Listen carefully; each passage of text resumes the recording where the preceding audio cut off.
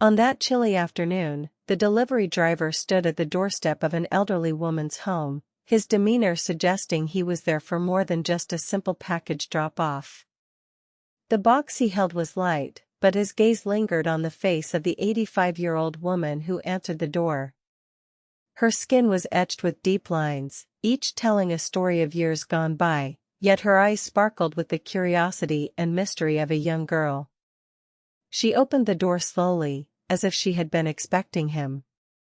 "Just leave the package, dear."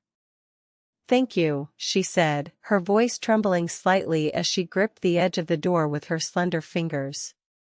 The driver smiled, but he had no intention of leaving just yet. The warm, inviting scent of freshly baked cookies wafted from inside, pulling him in without a second thought. The woman noticed his gaze and, with a gentle smile, opened the door wider. "Come in, you must be cold." The interior of the house was cozy and welcoming, with an old wood stove crackling softly in the corner. The rhythmic ticking of a clock on the wall filled the silence as he stepped inside, removing his shoes with a shy hesitation. "Here, have some," she said, offering him a plate piled high with steaming cookies. "You need energy, young man." He took a bite, and the taste transported him back to his childhood, evoking memories of simpler times. For a moment, silence enveloped them, broken only by the soft crackle of the stove. As he looked at her, he noticed an unusual warmth in her gaze. She held his gaze steadily, her eyes not shying away. As the minutes passed, their conversation deepened. She recounted tales of her youth, sharing stories of her strength and hard work in her small town. He, in turn, opened up about the struggles of his own life, the lonely nights, and the endless hustle that seemed to define his existence. Both carried the weight of solitude on their shoulders. Unconsciously, he found himself studying her hands. Yes, they were old, but there was an elegance and warmth in them that drew him in. She noticed his attention and didn't pull her hands away. Instead, she began to play with her fingers on the table, subtly inviting him to engage. "You meet so many people every day," she said thoughtfully. "But you still feel alone, don't you?" He took a deep breath. "Yes," he admitted. "Sometimes, even in a crowd, I feel completely isolated." She nodded knowingly. "Loneliness is a hard thing, dear. But sometimes, it's possible to share that loneliness." Her words shifted the atmosphere in the room, and he felt his heart race. Despite her age, there was a magnetic pull in her gaze that captivated him. In that moment, time seemed to stand still. The light from the stove cast a warm glow on their faces, bringing them closer together. She leaned in slightly, her voice dropping to a whisper. "I see something in your eyes that I lost many years ago." He was at a loss for words, but deep down, he knew this was no ordinary delivery day. It felt as if fate had led him to her door. "Don't leave just yet. Stay a little longer," she urged softly. At that moment, he had already made a decision in the depths of his heart. He shifted his chair a bit closer, the silence in the room blending with the howling wind outside, creating an oddly comforting atmosphere. The warmth of the small cabin enveloped them, creating a sense of peace that was almost palpable. The elderly woman, keeping her gaze on the young man, rose from her chair and walked over to the fireplace, adding a few logs to the crackling flames. As she bent down, her cardigan slipped slightly off her shoulder, revealing a hint of her frail frame. Corey, the delivery man, found himself unable to look away. Something held him there, rooted to the spot. The woman noticed his lingering gaze and turned to him, her eyes searching his. "Are you tired?" she asked softly, her voice gentle yet probing. "You've been running around all day, haven't you?" There was a flicker of something in his eyes, a feeling that seemed to be bubbling just beneath the surface, waiting for the right moment to break free. "I am tired," he admitted, his voice low. But this place feels different. It's a quiet warmth, like something from my childhood. She nodded slowly, understanding the weight of his words. So much has happened in this house. People have come and gone, some expected, some longed for. But now, someone has arrived. Her statement hung in the air, creating an invisible bridge between them. She returned to her seat, her eyes sparkling with a light that defied her years. Since you arrived, feelings I thought were long forgotten have started to awaken, she confessed. Corey raised his head, unable to dismiss the significance of her words. Perhaps this meeting isn't just a coincidence, she added, a smile gracing her lips, a smile that held compassion, nostalgia, and a hint of playfulness. Maybe it isn't, he replied, feeling the atmosphere shift. Suddenly, she reached for an old radio on the shelf and turned it on. A soft melody filled the room, a gentle tune that seemed to dance through the air. I used to dance a lot, she said, rising slowly. My body may be heavier now, but my spirit still longs to dance. Corey was taken aback, yet intrigued. Would you like to dance now? He asked, a hint of shyness in his tone. She smiled, tilting her head slightly. If you join me, why not? He approached her cautiously, taking her hands in his. The warmth of her touch surprised him, he had never felt such warmth from an elderly hand before. For a moment, his fingers trembled, but she encouraged him with a reassuring smile. Relax, I'll catch your rhythm, she said, and they began to sway gently to the music. The old melody seemed to transport them through time, bridging the gap between their worlds. They moved in silence, understanding each other without words. Her head rested softly on his shoulder, and he felt a rush of emotions. At first, he hesitated, but then closed his eyes, surrendering to the music. His heart raced, and he could feel the rhythm echoing in the strands of her hair as they danced. Minutes slipped away like water through fingers, and the dance became a wordless story, a shared moment that transcended age and time. As the music faded, she pulled back slightly but didn't let go of his hands. Maybe it's not too late for some things, she whispered, her voice barely above a breath. Corey stepped a bit closer, the space between them shrinking. Maybe it's the right time, he replied, his voice steady yet soft. She lowered her gaze, a flicker of vulnerability crossing her features. There were things I didn't have the courage to do when I was younger. I always worried about what others would think. But now, there's no one left. Her words carried a weight of loneliness, yet they also felt like an invitation. Corey reached out, his hand hovering near her cheek, not quite touching, just close enough to feel the warmth radiating from her skin. She tilted her head slightly, as if granting permission for their connection to deepen. Just then, a pot lid clattered to the floor in the kitchen, breaking the spell that had enveloped them. They both turned, startled, the moment slipping away like sand through an hourglass. The silence settled again, heavy with unspoken words. Corey's voice broke through, almost a whisper. Did we go too far? Nevin shook her head gently. No, but I don't want to go back now.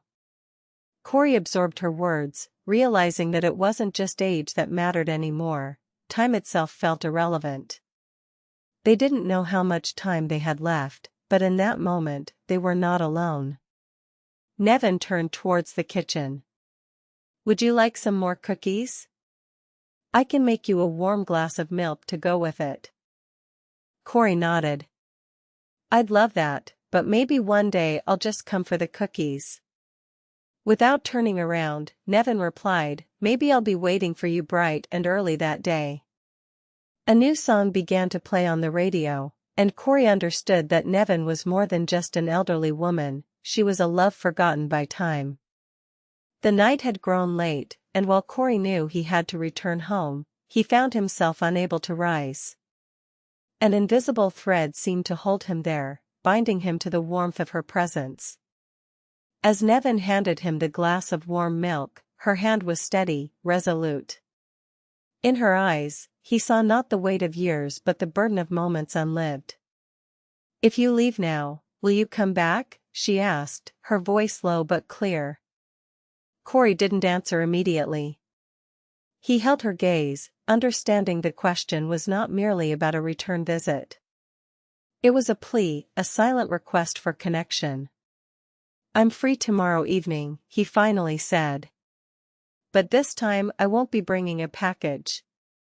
A smile spread across Nevin's face, softening the lines that had etched themselves into her skin.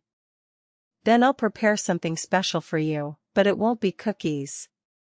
Corey raised an eyebrow. "What will you make?" "It's a surprise, but don't worry, you won't go hungry." They shared a quiet moment, the air thick with anticipation. As he stood at the threshold of the door, the cool night air seeped in, but the warmth of her presence lingered on his skin. "Good night, dear," Nevin said softly. Corey paused, then turned back. "My name is Corey. I'm not just a delivery guy anymore." Nevin nodded, her eyes sparkling with understanding. "And I'm not just an old woman anymore." That night, for the first time, Corey left a place with his heart focused not on the door behind him but on the spirit he was leaving behind. The next evening at 7, Corey walked the same path, but this time his hands were empty. No box, no bag slung over his shoulder, just a heart that felt a little heavier. When he knocked on Nevin's door, she was already there, opening it without even parting the curtains. "Come in, don't let the cold in," she said, ushering him inside. This time, he felt more at ease. He slipped off his shoes and hung up his jacket. The house had transformed. A white tablecloth adorned the dining table, a single candle flickered in the center, and soft music played in the background. "Dinner is ready. But first, can we talk a little?" Nevin asked. As they sat down, Corey was about to speak when Nevin began. "In my youth, I always waited for someone to come and understand me, to touch me. But everyone saw me as a strong woman. You might see me that way still. But sometimes, being strong is just a necessity." Corey listened intently, his heart swelling with empathy. "There's still a woman inside me," she continued, her voice tinged with longing. "One who wants to be held, to laugh, to feel warmth." Corey lowered his head slightly, reaching out to take her hand in his. "I can see that. And I don't see you just as an older woman." Nevin looked up, her eyes glistening with unshed tears. "Thank you, Corey." The atmosphere shifted, charged with unspoken feelings. They shared a moment of connection, the kind that transcends words, as the candle flickered softly between them, illuminating the path of their newfound understanding.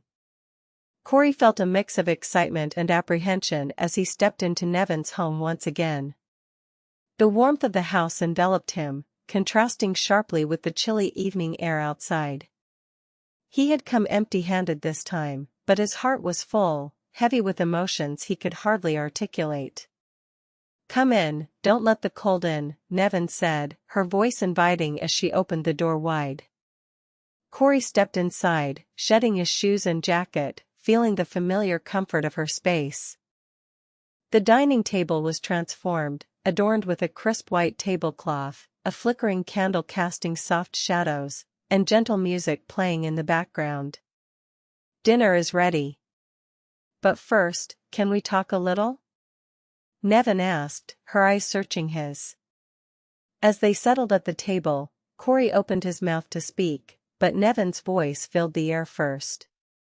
"In my youth, I always waited for someone to come and understand me, to touch me. But everyone saw me as a strong woman. You might see me that way still. But sometimes, being strong is just a necessity." After a brief silence, Nevin stood up, moving toward a bookshelf. She returned with an old photo album, her fingers brushing over the cover as if it were a cherished treasure. I want to show you something, she said, opening the album to reveal a picture of a young woman with long black hair, her smile radiant and full of life. This was me. Corey leaned in closer, studying the photograph. You look so happy, he remarked, his gaze shifting from her youthful face to her hands, which still held the same grace despite the passage of time. It's still me, Nevin replied softly. Time may have cast shadows, but my light hasn't dimmed. Corey nodded, feeling the weight of her words. You're right. It's not just about how we look. It's about what we feel inside. Nevin smiled, a flicker of hope igniting in her eyes. I've been afraid to let anyone in. But there's something about you, Corey. I don't see any lies in your gaze. Corey felt a warmth spread through him at her admission. I've been drawn to you since the first moment we met, he confessed, his voice steady. She moved back to the kitchen, returning with a steaming pot of hearty stew and freshly baked bread. The aroma filled the room, and Corey's eyes widened in delight as he took his first bite. This is incredible, he said, his voice thick with emotion. No one has cooked for me like this since my mom. Maybe this meeting is about filling in some gaps, Nevin suggested, her eyes bright with understanding. Sometimes, we find completeness in unexpected places. After dinner, the fire crackled back to life in the hearth, casting a warm glow around the room. Nevin moved closer to Corey, her hands slightly cold. My hands are a bit chilly, she said, a playful smile on her lips. I can warm them up, Corey replied, his voice low and inviting. They sat in comfortable silence for a moment, the only sound being the soft crackle of the fire and the beating of their hearts. Finally, Nevin broke the silence. You can stay here if you want. I haven't trusted anyone in a long time, but with you, it feels different. Corey looked up, surprised. Are you sure? Absolutely. This house is big and warm. You can sleep here, she assured him, her gaze steady. He searched her eyes, feeling a connection that transcended their age difference. So, I just sleep? Nothing more? Nevin tilted her head, a knowing smile playing on her lips. What happens next will unfold in time. Just know that I've opened my door to you. That night, two lonely souls from different generations sat together by the fire. Their touches were gentle, their words few, but the tension in the air was palpable, each glance pulling them closer. Corey slowly rested his head on Nevin's lap, and she ran her fingers through his hair, a soothing gesture that felt both tender and intimate. Close your eyes, she whispered. Tonight, my heart will rest alongside yours. As Corey's eyes fluttered shut, Nevin's voice echoed in his mind, a soothing balm to his restless thoughts. I am not just a part of the past. I am a piece of the future. As dawn approached, Nevin stirred, her eyes fluttering open to find Corey still asleep on the floor, wrapped in a thin blanket. He looked peaceful, a serene expression on his face, and she couldn't help but smile at the sight. She took a moment to watch him, marveling at how quickly he had become a part of her life and why she felt more like a woman beside him than she had in years. Perhaps some things didn't need to be understood, they simply needed to be lived. Rising quietly, she moved to the kitchen, brewing 2 cups of tea. The scent of fresh bagels wafted through the air, filling the house with warmth. Yet, there was an undercurrent of anxiety within her, a nagging feeling that lingered. Last night, she had seen a message on Corey's phone, one that had made her heart race. Where are you? You were gone all night. I was worried. The words echoed in her mind, a reminder of the world outside their cocoon. Corey opened his eyes to find Nevin sitting across from him, her expression a mix of contemplation and concern. What's on your mind? He asked, his voice low and curious. Nothing, she replied, turning her gaze away. Just thinking. Maybe we've gone too far. I'm old enough to be your mother. Corey stood up, his posture firm. I don't care what society thinks. For the first time in years, I slept peacefully last night. He avoided looking directly at her, the weight of his words hanging in the air. But you received a message last night. Who was it from? Nevin's heart raced, sensing the moment of truth was upon them. My ex-fiancé, he admitted, pausing as if to gather his thoughts. We broke up, but she still texts sometimes.